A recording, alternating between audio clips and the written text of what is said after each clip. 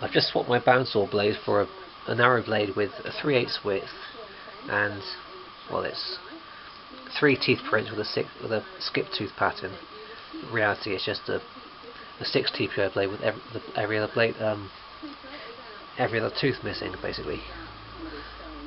Now, because I'm going to use this blade to cut curves in quite a tight radius, what I like to do is take an oil stone on the stick, or you can just use an old oil stone, and to round off the edges on the back of the blade.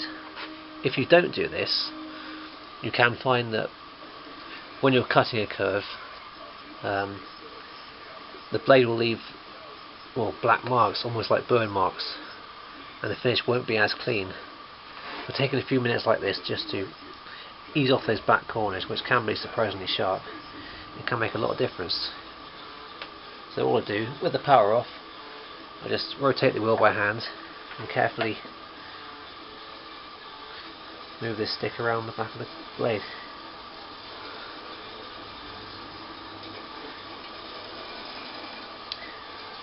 Obviously you want to be careful not to actually come into contact with the teeth. And for a lubricant, just use a bit of WD-40 to keep things cool. The reason I do this with the power off is because my saw actually runs at quite a high speed, and when I'm doing this, even with great care, it starts to create a lot of sparks, and that's not a good sign to me. On some smaller bandsaws, running at a slower speed, you might be okay, but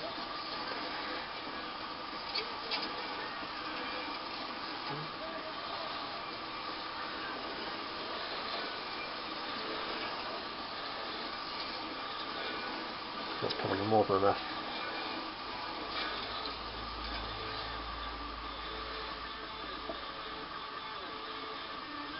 Here's my arrangement for round topping the pickets on the bandsaw.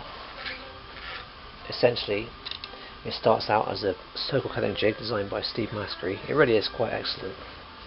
The big advantage here over other jigs that I've seen is that you can start the circle, you can start to cut a circle from a square blank without any trouble. The jig just swings in here against the stop, and then using this pivot point here, you start to cut the circle. For this job though, I've made a kind of auxiliary bed with pivots in here. I've worked it out with an 1.5 inch 40mm radius, and move back a bit. Each of my pickets, the cut ends will sit against the stop here, and the jig swings round, and that basically cuts the end off to a circle, to a radius rather. Now I can cut 3 pickets high with this jig. What is important though is that when starting to cut, you start with the jig right back here, so it's almost parallel to the side of the blade. Now because it's only held on what locates on the dowel, so it's going to tip, I put these blocks of MDF here to kind of help things.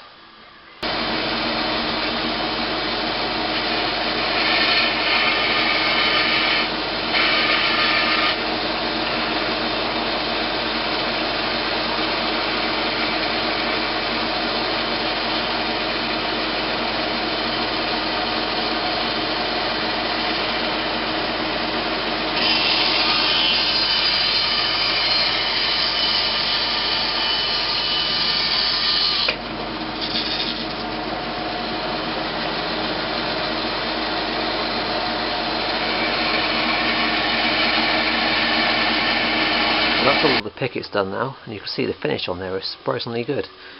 I forgot to mention that I was using a 4 TPI blade, 3/8 of an inch wide, and it came from the Super Tough range at Tuff Saws again. And for a radius like this, it was just about, well, it's probably the narrowest radius I can get, the smallest radius I can get with this sort of width of blade. For anything smaller, you'd really want a 1/4 inch blade. Next up, I need to round over the ends of each of these posts. As these posts are slightly wider than the pickets, I need to make a slight adjustment to the position of this hole underneath my jig.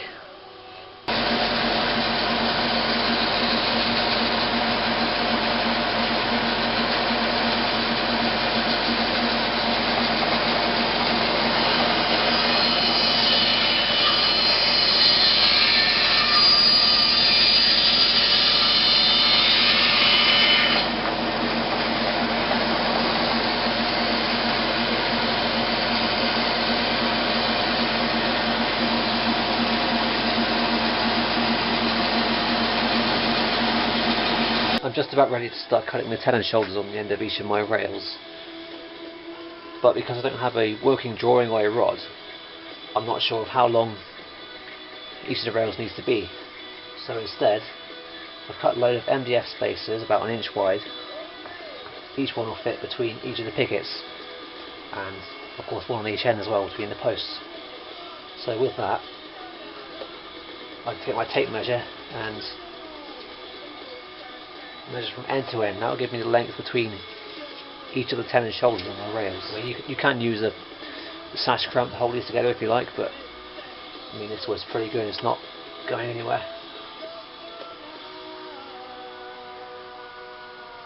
Now normally I'd use my router table to cut the tenons, but in this occasion I'm going to use my sliding mitre saw to cut the shoulders, and my bandsaw with that fast cut super tough blade to cut the cheeks.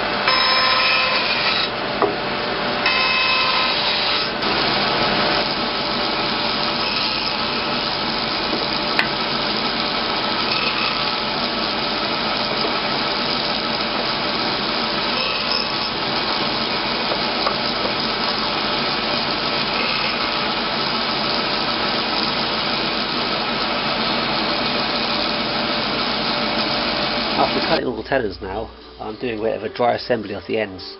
If you look inside this mortise here, you can see the length of the tenon from the end rail is protruding right through. And if I was to try and insert one of the side rails, like so, it will go in.